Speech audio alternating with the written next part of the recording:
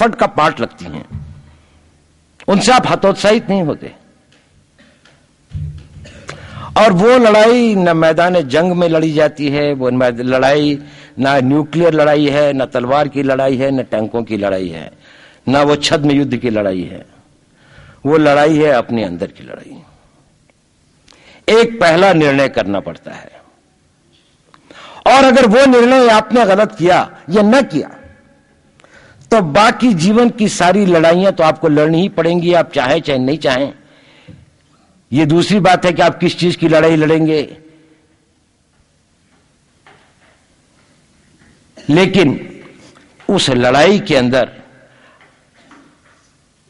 आपको विजय मिले या न मिले, आपको हमेशा एक कमी का अनुभव होता रहेगा अगर आप पहली लड़ाई हार गए। तो वो पहली लड़ाई क्या है? पहली लड़ाई यह है कि आप जिस परिवार, जिस समाज, जिस राष्ट्र, जिस सिविलाइजेशन के भाग हैं, के सदस्य हैं, आपने इसको कुछ देकर जाना है या इससे कुछ लेकर जाना है। दोनों की सीमाएं बड़ी लंबी हैं। लेकर भी जाना है तो लूट के लिए बहुत है, और देकर भी जाना है तो जीवन भी कम है। यदि आपने ये पहला निर्णय कर लिया और मन बना लिया कि देकर जाना है, तो आप ये लड़ाई कभी नहीं हार सकते। आप अपने जीवन तक लड़ेंगे, उसके बाद आगे कोई लड़ेगा।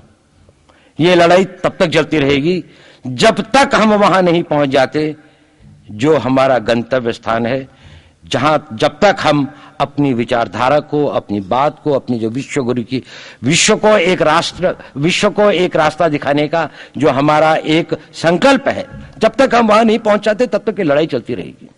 ये जीडीपी 8% हो जाए या 18% हो जाए, उससे बंद नहीं होती है।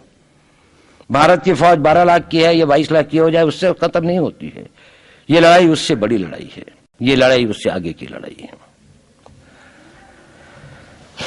तो ये पहला सिद्धांत है राष्ट्र की अंतर और बाह्य शत्रुओं से लड़ने से पहले अपना मन बनाने की।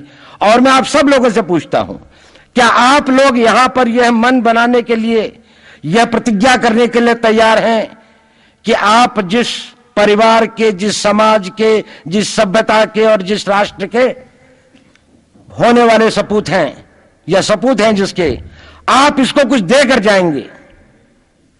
आप इसकी हवा लेते हैं, पानी लेते हैं, शिक्षा लेते हैं, कपड़े लेते हैं, वस्त्र लेते हैं, सब कुछ लेते हैं, लेकिन इस सब से ज्यादा बहुत कुछ आप इस राष्ट्र को देकर जाएंगे।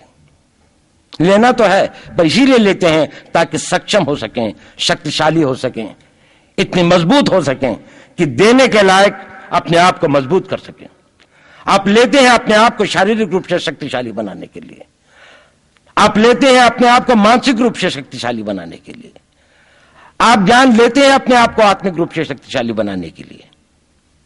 लेकिन ये सब आप इसलिए लेते हैं कि किसी न किसी दिन, किसी न किसी रूप में मैं इस देश को वो देकर जाऊंगा कि जिससे इस देश का, इस राष्ट्र का, इस सभ्यता का, इस धर्म का एक नया आयाम स्थापित हो, एक नया बेंचमार्क स्थापित हो कि जहां तक आप इसको ले गए, आगे से ले जाने वाले रिले रेस के अंदर में आपने इतनी लीड दी अपनी टीम को कि आगे जाने वाली टीम इसको आगे बहुत ले जा सकती है। मैं आपको शक्ति का दूसरा सिद्धांत बताता हूं। मुझे नहीं मालूम कि यह सिद्धांत मुझे बताना चाहिए या नहीं, मुझे यह भी नहीं मालूम कि यह सही है या नहीं, लेकिन क्योंकि मैं इसको मानता हूं और मुझे मालूम है कि इसके बारे में कई लोग जिनके हायर मॉरल वैल्यूज हैं शायद न भी समझते हो या न भी वो रखते हो, लेकिन एक मेरा विचार है, चाहे तो इस पर विचार करें। सब नहीं तो कुछ न कुछ लोगों को शायद इस विचार से कुछ सोचने की और कुछ करने की प्रेरणा मिलेगी। इतिहास दुनिया की सबसे बड़ी अदालत है। इससे बड़ी अदालत कोई नहीं है। सुप्रीम कोर्ट में क्या हुआ, हाई कोर्ट में क्या हुआ, लड़ाई के मैदान में क्या हुआ, इलेक्शंस में क्या हुआ, ये सब बातें आती हैं चली जाती हैं, बाद में रह जाता है केवल इतिहास। और इतिहास का निर्णय हमेशा उसके पक्ष में गया है जो शक्तिशाली था। इसने कभी उसका साथ नहीं दिया जो न्याय के साथ था, जो सही था। अगर ऐसा होता तो दिल्ली में बाबर रोड होती है, बाबर रोड है लेकिन राणा सांगा रोड नहीं है, क्योंकि बाबर आया, विजयी हुआ, राणा सांगा हार गया। भारत की हिंदूशाही किंगडम अफगानिस्तान से होती सिकुड़ती सिकुड़ती सिकुड़ती यहां तक नहीं आ जाती। हमने किसी पर आक्रमण नहीं किया, हमने किसी के जीवन मूल्यों को नष्ट नहीं किया, हमने किसी के धर्म ग्रंथों को और धर्म स्थानों को नष्ट नहीं किया। शायद हम न्याय संगत थे, शायद सत्य भी हमारे पक्ष में था, लेकिन शक्ति हमारे साथ नहीं थी। इसलिए इतिहास ने हमें उसकी सजा दी। इतिहास ने हमेशा उनको सजा दी जिन्होंने विचारों को कर्म से और न्याय को शक्ति से अधिक महत्व दिया।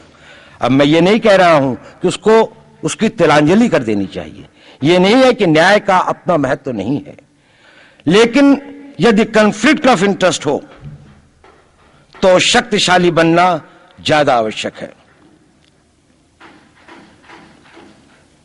भारत धर्मगुरु भी तभी बनेगा जब एक शक्तिशाली भारत का निर्माण होगा। जिन लोगों ने भारत के ऊपर आक्रमण किया, भारत के ऊपर राज किया, इस प्रकार से राज किया कि राज करते वक्त, जाते वक्त अपने गुलामों से कह दिया कि तुम राज कर लो, हम तो जा रहे हैं, तो यहां पर गुलाम वंश भी बन गया। अगर हम लड़ाई के वॉरफेयर के उसूलों से देखें कि किसी भी राष्ट्र की जो कॉम्प्रिहेंसिव स्टेट पावर होती है, किन चीजों से वो लड़ाई लड़ता है, जिसको हम कहते हैं कि ये शक्तिशाली है, दूसरा शक्तिशाली नहीं है, क्या वो अवयव होते हैं उसके, क्या घटक होते हैं उसके। तो भारत के पास जनशक्ति, धन शक्ति, ज्ञान की शक्ति, टेक्नोलॉजी की शक्ति, और जिन लोगों ने आक्रमण किया उनकी शक्ति को अगर हम ये देखें तो शायद 1 और 1000 का अनुपात भी नहीं होता। लेकिन उसके बाद भी हम वो नहीं कर पाए। और ये प्रश्न भी किसी ने पूछा, उस पर मैं आऊंगा बाद में। निवेदिता जी ने उसका बहुत अधिक उत्तर दिया, बहुत अच्छा उत्तर दिया था कि क्या कारण है, किसके कारण भी हम लोग इस लड़ाई में इतिहास ने हमारा साथ या हमारे पक्ष में न्याय नहीं दिया। क्या कारण है कि कश्मीर में हम लड़ रहे हैं, जिन्होंने हमारे ऊपर आक्रमण हो रहा है, हमारे ऊपर बाहर से लोग आकर वायलेशन हमारे बॉर्डर का करते हैं, इन्फिल्ट्रेटर्स हमारे यहां आते हैं, जबकि पूरा का पूरा कश्मीर भारत का भाग है, अभिन्न भाग है।